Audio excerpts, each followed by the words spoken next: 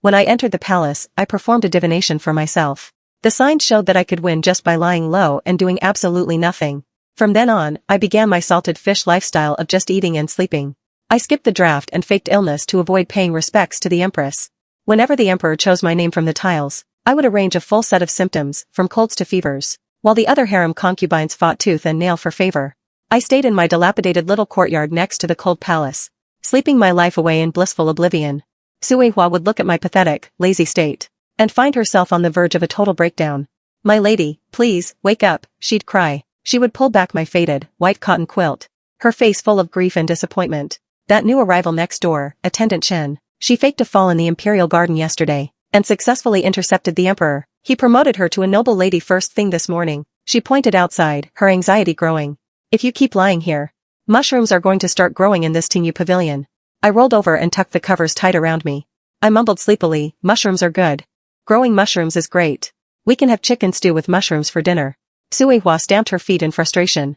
Looking at my unmotivated face, she sighed, "My lady, you've been in the palace for 3 years. You haven't even seen the emperor's face once. Aren't you afraid of growing old and dying alone in this palace?" I half opened one eye. I looked at her earnestly and said, "Suihua, that's where you're wrong." I started counting the pros and cons on my fingers for her. Look at Attendant Chen. She practiced yoga for half a month just to master that fake fall. She nearly broke her waist. And look at Concubine Lu. To win favor, she drinks that bitter, horrible fertility tonic every single day. I pointed to myself, lying comfortably in bed. I said with a look of pride, "As for me, as long as I lie here, not only do I not have to work, I still get my monthly allowance of 2 taels of silver." I summarized my life philosophy. Do you know what this is called? This is called a paid vacation. The pinnacle of life. Suihua was speechless. She could only run out to the yard to count ants. But in my heart, I knew the real reason. I actually hadn't told Suihua everything. I didn't avoid the spotlight just because I was lazy. It was also because of my family's unique talent, spotting green teas. Thinking back on my home environment, I couldn't help but shudder. In my family of 4, except for my mother, everyone was a top-tier green tea, expertly manipulative, especially my younger sister, who is now the current imperial noble consort. Her skill level is ridiculously high. I know exactly what I'm made of, and I determinately refuse to join that mess. If I dove into that chaotic melting pot of a harem, I'd either be crushed by their schemes, or I'd be forced to go on a killing spree and die of exhaustion. To stick to my divination, I decided that whether it's being crushed or being exhausted, they both contradict my lying down to win destiny. So, I decided to keep a low profile. That night, I was really craving something good. I set up a small fire in the corner of the courtyard. I roasted 2 sweet potatoes I'd borrowed from the imperial kitchen. The sweet potatoes were sizzling with oil. The aroma was everywhere. They were more tempting than a feast of dragon liver and phoenix marrow. Just as I peeled back a piece of charred, golden skin, there was a sudden thud from the top of the wall. Thump. My hand shook. By the firelight, I saw a man dressed in black. He was lying sprawled out at the base of the wall. A broken sword was stuck in his chest. He was bleeding as heavily as my period last month. I froze for 3 seconds. Countless storybook plots flashed through my mind. According to the usual novel tropes, at this moment, I should rush over to save him and start a tragic, deep love affair. But then I looked at the sweet potato in my hand. I was very lucid. I am not a normal person. I am a salted fish. I took a bite of the sweet potato and shouted toward the house, "Suihua, come help me bury someone." The man in black was shocked by my unexpected reaction. He forced himself to look up and gasp, "Save me." His voice was actually quite pleasant, but to me, it just sounded like trouble. Unfortunately, he sounded like a magnet for trouble. I sighed. I squatted down, keeping a safe distance, and said, "Big brother, this is the harem. You're a man who climbed over the wall at midnight while wounded." I held out my hands, trying to be reasonable. "If I save you, tomorrow, I'll be drowned in a pig cage for consorting with an assassin." Looking at him as he gasped for his last breaths, I continued to complain, "But if I don't save you, you'll die here, and I'll have to work hard to drag you out and bury you. Aren't you just here to ruin my luck?" He coughed up a mouthful of blood. Through gritted teeth, he squeezed out, "I have silver." My eyes lit up instantly. I immediately changed my attitude. "Deal." After dragging him into the woodshed, I took out my secret stash of medicinal powder. Actually, it was just leftover anti-inflammatory pills from the last time I faked being sick, ground into a powder. He leaned against the pile of firewood. Weakly, he asked, "What is your name?" I patted the powder off my hands. With a face full of righteousness, I said, "Just call me a good Samaritan." "All right, the wound is treated. That broken arrowhead is in deep. I can't pull it out. If you're fated for a long life, you'll live. If not, you're toast." I held out my hand, unceremoniously demanding payment. Remember to pay the medical fee. 500 taels, no credit allowed. The corner of his mouth twitched. He tossed me a jade pendant. This is worth 500 taels. I looked at the pattern on the jade with a bit of disdain. Ooh, high-quality mutton fat jade. But why is there a worm carved on it? He coldly corrected me with a look of pure contempt. That's a dragon. That pendant could buy 3 mansions in the capital. I happily tucked the jade away. I turned to leave. Big brother, recover well. If you're hungry, chew on the firewood. If you're thirsty, drink the rainwater. Just don't come out and scare people. The next morning, Suihua ran in looking terrified. My lady. Something's wrong. I heard the emperor was attacked last night. And now the Imperial Guard is searching every palace and courtyard for the assassin. I almost spat out my porridge. My heart skipped a beat. The emperor was attacked? That man in black last night. Touching the jade pendant in my pocket, I suddenly felt like it was burning my hand. That carving couldn't really be a dragon, could it? I forced myself to stay calm and put down my chopsticks. Where are they searching? Suihua was pacing in circles. They're almost at our Tingyu pavilion. My lady, we're so remote. Usually, no one ever comes here. What if the courtyard gate is kicked open? The commander of the Imperial Guard covered his face and gave the order. Let's go. My heart sank. I hadn't even thought of a plan yet. When the woodshed door opened. Oh, we're doomed. That hot potato was still locked in the woodshed. The man walked out, having changed into an old long robe. His aura was overpowering. Though his face was still pale, his back was straight as a rod. That innate pressure emanating from his core was actually several times stronger than the commander of the Imperial Guard. As soon as the commander saw his face, he was so scared he fell directly to his knees. Emperor, the man gave a sharp look, interrupting the commander. Ridiculous. I never imagined that this remote corner of the cold palace could be so dilapidated. The commander kowtowed repeatedly like he was pounding garlic. His whole body shook. This humble servant is late to protect you. Please, your majesty, forgive me. I watched this reversal with a look of utter confusion. What's going on? Does this assassin know hypnosis? He turned his head and looked at me with a half-smile. My beloved consort. You took care of me all night. You've worked hard. Hearing that title, I felt like the sky was falling down. So, my divination about winning by lying down. Is this what it meant? Ever since my cover was blown that day, Jiboya acted like he had found a new toy. Instead of punishing me, he started coming to my broken courtyard every other day. Jiboya sat across from me, confidently peeling my peanuts. I already gave you my jade pendant. And you still want 500 taels? I looked at the peanut shells all over the floor, and argued my point. That was collateral. Do you understand what collateral is? Besides, you're the emperor, the son of heaven. Is your life only worth 3 mansions? Jiboya paused his movements and raised an eyebrow. So, beloved consort, how much do you think I'm worth? I gave him a thumbs up without hesitation.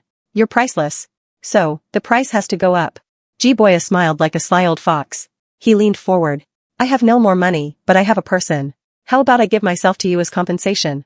I was so scared I leaned back, waving my hands. Don't. I can't afford to serve a great deity like you. You should go pester those ladies in the front palaces. The ones who are dying to have your children. He narrowed his eyes with a dangerous look. Is my consort pushing me away? I immediately pulled out a handkerchief and pretended to wipe away tears. Going full drama queen, I just have self-awareness. I have a plain and frail appearance.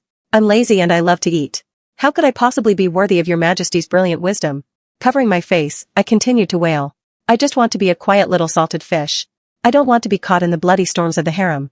Jiboya didn't expose me. He said slowly, it's too late.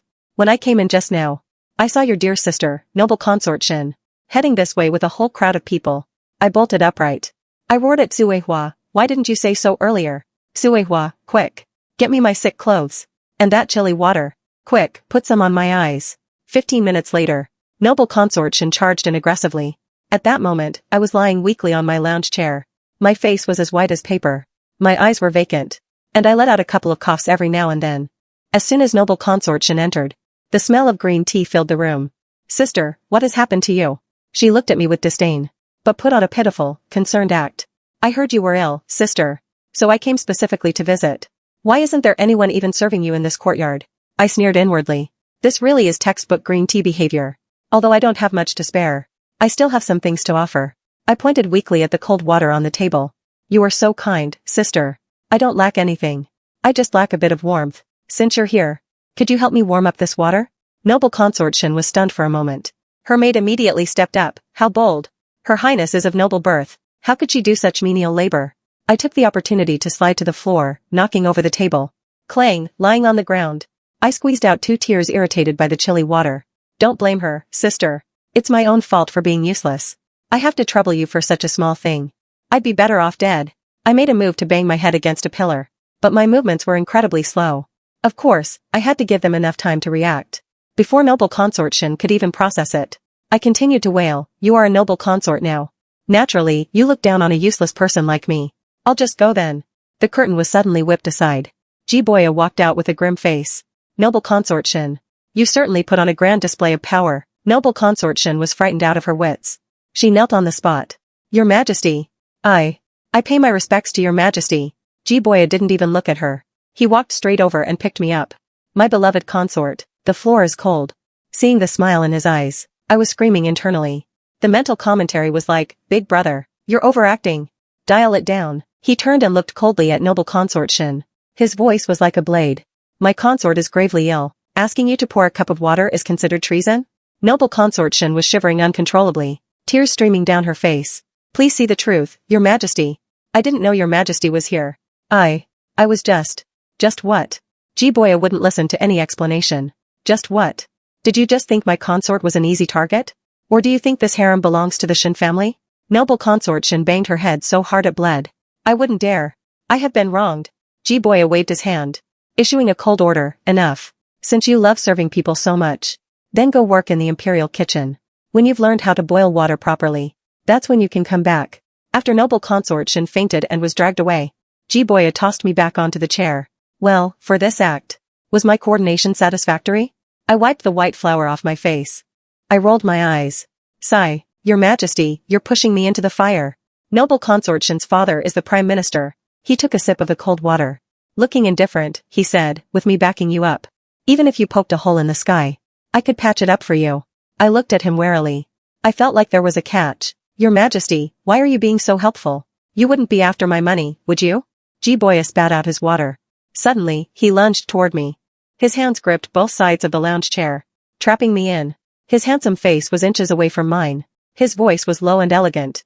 His gaze was deep. "Shin Yuchu, are you really that stupid, or just playing dumb? It's you that I've taken an interest in." My heart started racing. I could only give a dry laugh. "Ah, haha. Your Majesty. Let's just talk things through nicely. Could you back up first? I have claustrophobia." He started acting like a rogue. He didn't budge an inch. "I won't. That divination you did for yourself, didn't it say you could win just by lying down? I'm letting you win right now." I looked at him, confused. "What do you mean?" The corner of his mouth curled up. His fingers toyed with my hair. "From today on, you, this salted fish, are going to flip over. I am going to make you empress." I bolted upright from my dying state. I pushed him away. "I can't do it. The empress would die from overwork. I refuse. I want to return this promotion." He straightened his collar. "Resisting an imperial decree means confiscating all family assets. I heard that in your little secret stash. There are many good things hidden away." I was instantly petrified. My heart was bleeding. How is this winning by lying down? This is clearly lying down to be slaughtered. Jiboya walked to the door. He turned back and winked at me. "Oh, right. The Empress has to attend to the Emperor tonight. Clean yourself up and wait for me, my consort." That night, Suehua suddenly ran in, her face pale. "My lady, something huge has happened." She handed me a crumpled piece of paper. "Someone just shot this onto the pillar with an arrow. It's for you. By the candlelight." I saw the words written on it. "If you don't want him to know about the poison you put in the sweet potato that night, meet me at the dry well in the cold palace at midnight." My hand shook. The paper fell to the ground. I felt a surge of panic. In the sweet potato that night, I really had added something to help me sleep. Could it be that the Jiboya who didn't pass out was a fake? And the voices outside urging me felt like a death knell. "The auspicious hour has arrived. Will Her Highness please bathe and change clothes?" I took a deep breath. I made a decision. "Suehua, if I'm not back in half an hour, go hang yourself at the entrance of the study. Cry until you wake the late emperor from his coffin." Suehua grabbed me with teary eyes.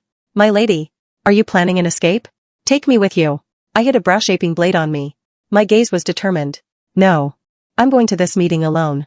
I slipped over to the dry well in the cold palace. I saw that mysterious dark figure standing there. I stopped at a safe distance.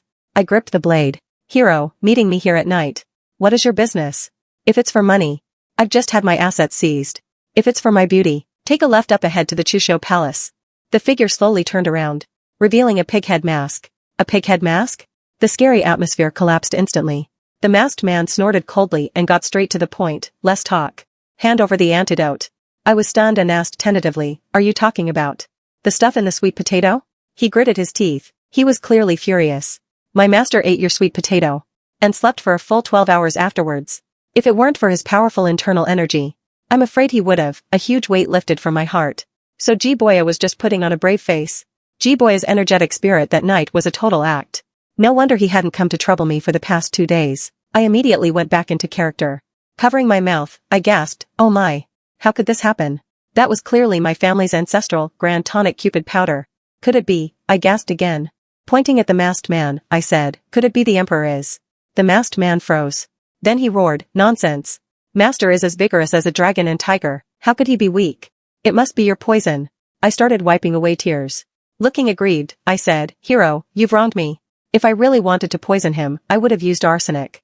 I just felt bad for the Emperor because his dark circles were so bad, so I added a little something to help him sleep." The masked man hesitated. "Was it really just a sleeping aid?" I patted my chest in a guarantee. "If you don't believe me, let me go to the bedchamber tonight. I will personally check on his condition." He threw a small bottle at me. "This is a gut-wrenching pill. Take it.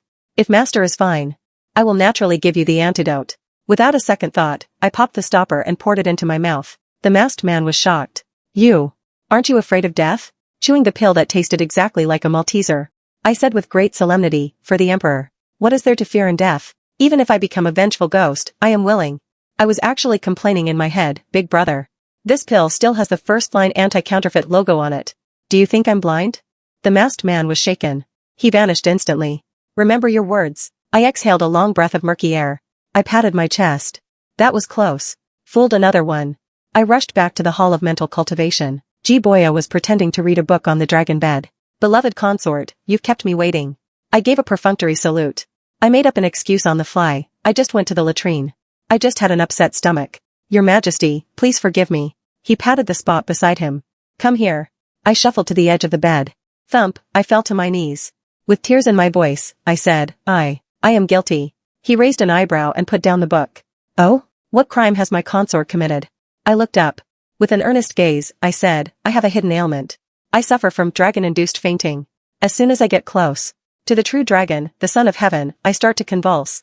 In order not to disturb your Majesty's peace, I beg you to send me back to the cold palace." Jiboya let out a laugh. He walked over to me and looked down. "Dragon-induced fainting? Then a few days ago in the cold palace. Why didn't you faint then? In fact, you even tried to settle an account with me." My heart skipped a beat. I bit the bullet and explained. That was just a temporary burst of energy before the end." He pinched my chin. His eyes were deep. "In that mouth of yours, is there even a single word of truth?" Under his stare, I felt inexplicably guilty. "Ooh, your Majesty is so handsome." The tips of his ears turned slightly red. He gave a light cough to hide it. "Since you don't want to attend to me, I won't force you." I was overjoyed in my heart. Just as I was about to thank him, he added another sentence, "But this lovely night is short. Beloved consort, why don't you tell me a joke? If you don't make me laugh, I'll charge you with lèse-majesté." I was cursing him in my head, but on the surface, I could only force a smile. Once upon a time, there was a eunuch. And then there was nothing below. Jiboya remained expressionless. The air froze. Crap, the joke bombed. Telling a eunuch joke to the Emperor. I was basically dancing in a minefield. I wiped away my cold sweat. I quickly changed the subject. "Your Majesty, do you know why crabs walk sideways?" He hummed indifferently, playing along. I tried my best to make my tone sound funny. "Because he's the great hairy crab hero. A great hero always walks with a side glance." Another suffocating silence. I felt like I was about to be finished. Just as I was in despair, Jiboya's shoulders suddenly shook. He let out a low chuckle. He stood up and stretched. He seemed to be in a good mood. Haha, alright. I'll let you pass. I'll sleep on the bed tonight. You sleep on the footstool." I rolled onto the footstool with my blanket. It felt like a huge reprieve. "Thank you, Your Majesty. Although it's a bit hard, it's better than losing my virtue." In the middle of the night, Jiboya's sleep talk suddenly came from the bed. "Can't give 500 taels. Too expensive." I looked toward the bed with a face full of black lines. This guy is trying to dodge his debts even in his dreams. Early next morning, Suihua ran in with a joyful face. "Your ladyship, everyone is saying the Emperor called for water 3 times last night. You're now the most favored in the harem." I almost spat out a mouthful of blood. 3 times?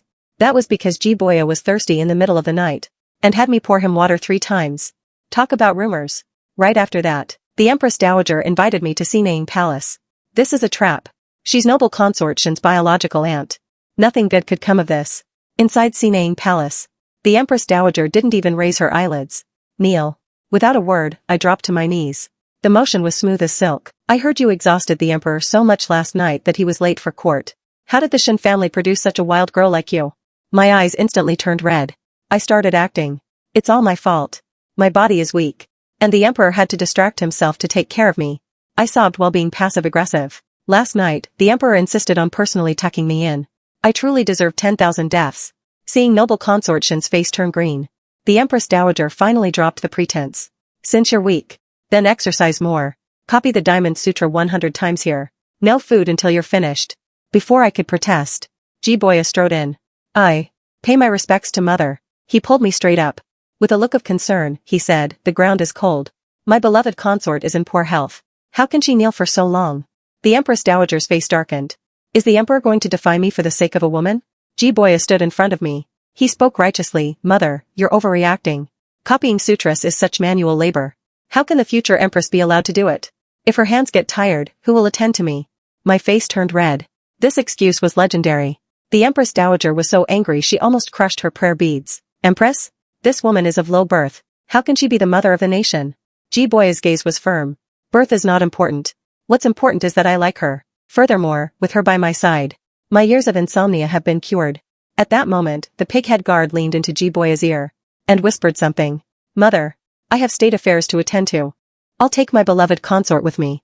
After leaving Sinang Palace, I breathed a sigh of relief. If I had to finish copying those sutras, my hands would be ruined. Jiboya stopped walking. His expression was serious. Don't celebrate too early. The secret guards just reported that your room in the cold palace was burned down. I turned pale with fright and jumped up. What? My secret savings were still buried under the bed. He tapped my head. He looked at me with disappointment. The point is, if you hadn't been at the Hall of Mental Cultivation last night, you would have been burned to ashes by now. I felt a chill all over my body. That's too ruthless. Who was it? Jiboya looked into the distance and uttered 3 words, the Regent King. I asked in confusion, why does he want to kill me? I didn't even get in his way. Jiboya looked at me earnestly. Because you are my only weakness. At least, that's how it looks to outsiders. I weakly raised my hand. Can I apply to resign then? I don't want the money anymore. He grabbed my waist. He smiled like a wolf. Too late. You're on this pirate ship now. Unless I pass away. Don't even think about getting off. He whispered an incentive in my ear. As long as you help me take down the regent, I will give you the keys to the national treasury to look after. I thought I heard the sound of gold coins. I was instantly revitalized. But let's be clear, you have to pay extra. After moving into the Hall of Mental Cultivation, I realized Jiboya was a workaholic. Not only was he a hustler himself, he wanted me to hustle with him too. He pointed at a thick book on the table. Beloved consort, read this policy of governance to me. I sprawled on the soft couch eating grapes. Your Majesty, I'm illiterate. Jiboya looked at me with a half-smile. Oh? The daughter of Chancellor Shen is illiterate? Then what's the deal with that IOU you wrote the other night? I desperately tried to make excuses. That was just scribbling. I have a text allergy. I get dizzy as soon as I see words. He pulled out a golden key and jingled it. Since you're so ill, then I'll take back this key to my private treasury. I originally wanted you to help me take inventory of my treasures. I launched myself toward him. I snatched the key away. Fine. To help your Majesty. What does a little illness matter? Just as my eyes were gleaming with greed, Xuanqi drifted out from the shadows. Your ladyship, the Regent King has sent an invitation. The invitation was for a flower viewing banquet. I was so scared I almost dropped the key. Flower viewing? What flowers are there to see in the middle of winter? Xuanqi added coldly. The imperial uncle keeps a pond of man-eating flowers. Jiboya's gaze turned cold too. It seems imperial uncle can't sit still anymore. Beloved consort, do you dare to venture there with me? I shook my head frantically. I don't dare. I'm as timid as a mouse. I can't stand the sight of man-eating flowers. Jiboya grabbed me by the collar and dragged me out. You're going even if you don't want to. You're my weakness. If you don't go, how will imperial uncle make his move? I wanted to cry but had no tears. Forced to work. This isn't being a weakness. This is clearly being a human shield. The Regent King's mansion was gloomy. Like the palace of hell. As soon as I entered the main hall, I felt a gust of eerie wind. The Regent King, Jiboda, was sitting in the main seat. He was clutching iron bounding balls in his hand. He didn't even move his butt. I, Jiboda. Greet the Emperor. Jiboya smiled gently. As if he didn't notice the disrespect. I heard the flowers in your mansion have bloomed. So I specifically brought my beloved consort to see them. Jiboda looked me up and down coldly. His eyes were full of mockery. So this is that girl from the Shen family? Humph, she's not much to look at. I suppressed my anger. I shrank into Jiboya's arms and trembled. Your Majesty, this uncle is so scary. Jiboya patted me as we rehearsed. Don't be afraid. Imperial uncle just looks a bit premature for his age. He's not a bad person. Jiboda crushed the iron ball in his hand. He gave a fake smile. Take your seats. I have prepared a grand gift. Looking at the braised bear paw and monkey brains on the table, I fell into deep thought. Is this a trap or an exotic wildlife buffet? Jiboda asked sinisterly, what's wrong? Is it not to your taste, your ladyship? I looked at him with an innocent face. Imperial uncle, I am a simple person. I can't stand to see animals killed. I wonder if you have any sweet potatoes in your mansion? The whole hall fell silent. Jiboda looked at me like I was an idiot. Sweet potatoes? I nodded vigorously, with a look of longing. Yes, roasted sweet potatoes. The kind that oozes with syrup. Jiboda's mouth twitched.